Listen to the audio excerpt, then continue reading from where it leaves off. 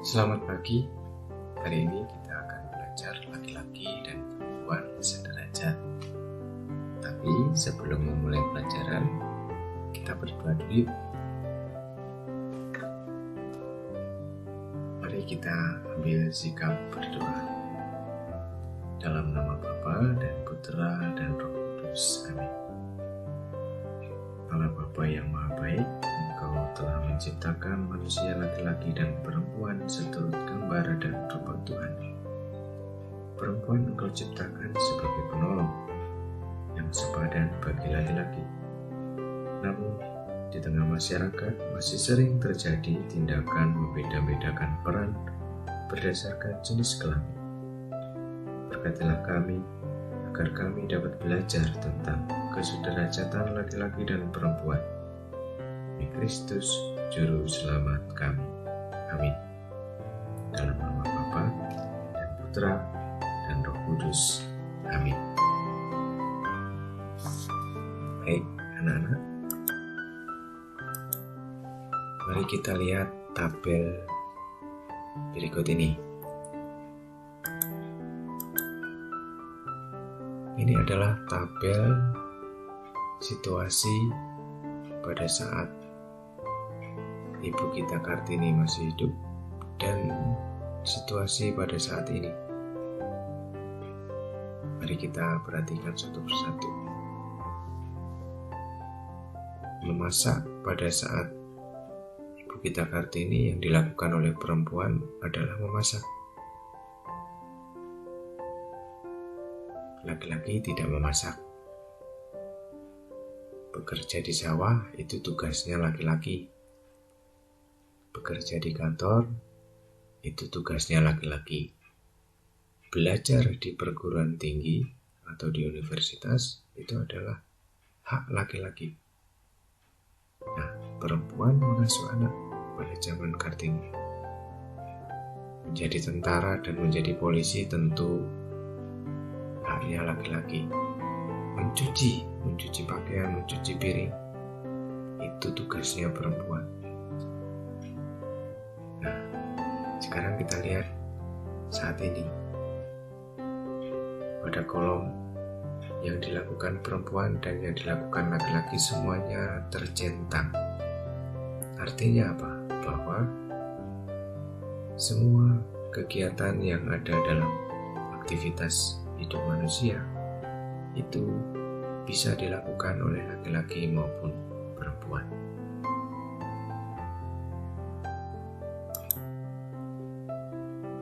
Situasi hidup kaum perempuan pada zaman Ibu Kartini adalah situasi tertindas. Kaum perempuan tidak mendapat berbagai kesempatan bekerja atau belajar seperti kaum laki-laki. Situasi kaum perempuan sekarang pada umumnya sudah setara dengan laki-laki. Perempuan dapat berkarir pada berbagai bidang, misalnya menjadi tentara, polisi, pilot, guru, dan sebagainya. Perempuan juga dapat bersekolah sampai jenjang paling tinggi.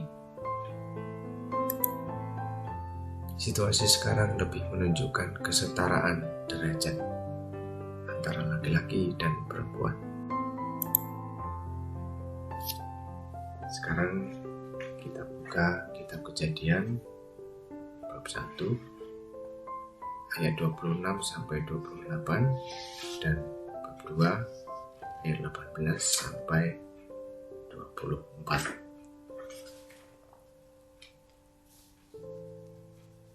Kita simak ya. Berfirmanlah Allah, baiklah kita menjadikan manusia menurut gambar dan rupa kita, supaya mereka berkuasa atas ikan-ikan di laut, dan burung-burung di udara, dan atas ternak, dan atas seluruh bumi, dan atas segala binatang melata yang merayap di bumi. Maka Allah menciptakan manusia itu menurut gambarnya. Menurut gambar Allah diciptakannya dia. Laki-laki dan perempuan diciptakannya mereka. Allah memberkati mereka, lalu Allah berfirman kepada mereka, "Beranak cuculah dan bertambah banyak, penuhilah bumi dan taklukkanlah itu. Berkuasalah atas ikan-ikan di laut dan burung-burung di udara dan atas segala binatang yang merayap di bumi." Tuhan Allah berfirman, "Tidak baik kalau manusia itu seorang diri saja. Aku akan menjadikan penolong baginya yang sepadan dengan dia." Lalu Tuhan Allah membentuk dari tanah segala binatang hutan dan segala burung di udara. Dibawanyalah semuanya kepada manusia itu untuk melihat bagaimana ia menamainya. Dan seperti nama yang diberikan manusia itu kepada tiap-tiap makhluk yang hidup, demikianlah nanti nama makhluk itu. Manusia itu memberi nama kepada segala ternak, kepada burung-burung di udara, dan kepada segala binatang hutan. Tetapi baginya sendiri, ia tidak menjumpai penolong yang sepadan dengan dia. Lalu Tuhan Allah membuat manusia itu tidur nyenyak.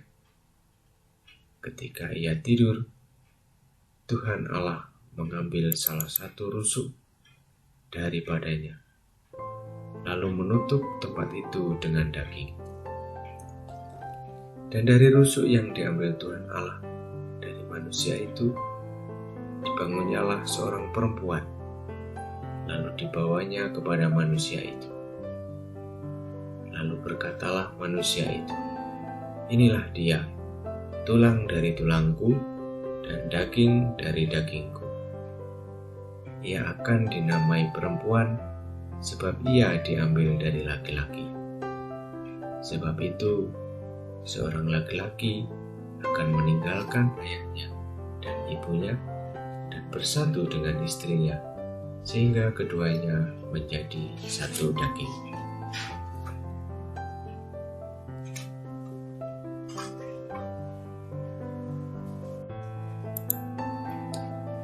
Kitab suci mengajarkan bahwa ketika Allah menciptakan manusia sebagai laki-laki dan perempuan, Allah tidak mengatakan bahwa perempuan itu lebih rendah daripada laki-laki. Allah mengatakan bahwa perempuan adalah penolong yang sepadan bagi laki-laki. Maka perempuan tidak boleh direndahkan. Sepadan berarti mempunyai kedudukan atau derajat yang sama. Perbedaan fisik perempuan dan laki-laki bertujuan untuk mengembangkan keturunan yang tidak dapat dipilih. Hal ini sudah kita pelajari pada pelajaran minggu yang lalu.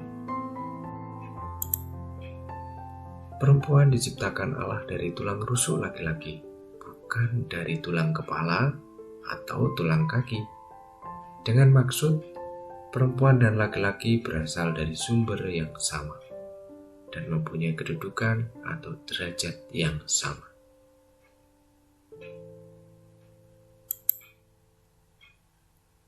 Ibu Kartini, Cut Nyadin, Dewi Sartika adalah tokoh-tokoh pejuang keadilan bagi kaum perempuan. Berkat perjuangan mereka, sekarang hampir tidak ada pembedaan peran sosial laki-laki dan perempuan.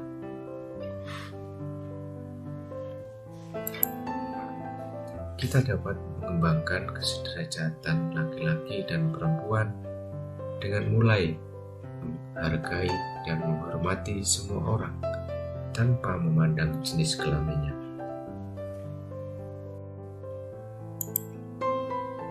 Sekarang saatnya menjawab pertanyaan. Tuliskan ayat dalam kitab Kejadian yang menunjukkan bahwa laki-laki dan perempuan itu sepadan. Jelaskan arti kata sepadan. Jelaskan maksud Allah menciptakan perempuan dari tulang rusuk Adam, bukan dari tulang yang lain. Sebutkan 2 contoh kerjasama yang dapat dilakukan oleh perempuan dan laki-laki di sekolah.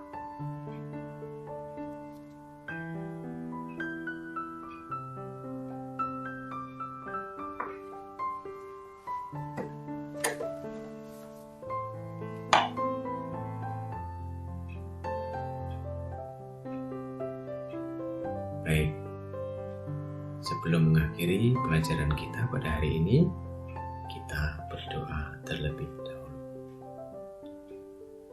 Dalam nama Bapa dan Putra dan Roh Kudus, amin. Tuhan Yesus, terima kasih kami sudah belajar bersama tentang perbedaan kami sebagai laki-laki dan perempuan. Kami sudah mengerti maksud kami diciptakan berbeda untuk saling melengkapi. Kami juga sederajat, tidak saling tinggi atau tidak saling rendah. Bantulah kami agar saling menghormati dan mencintai perbedaan kami sebagai laki-laki dan perempuan. Sebab Engkaulah Tuhan dan pengantara kami. Amin. Dalam nama Bapa dan Putra dan Roh Kudus. Amin.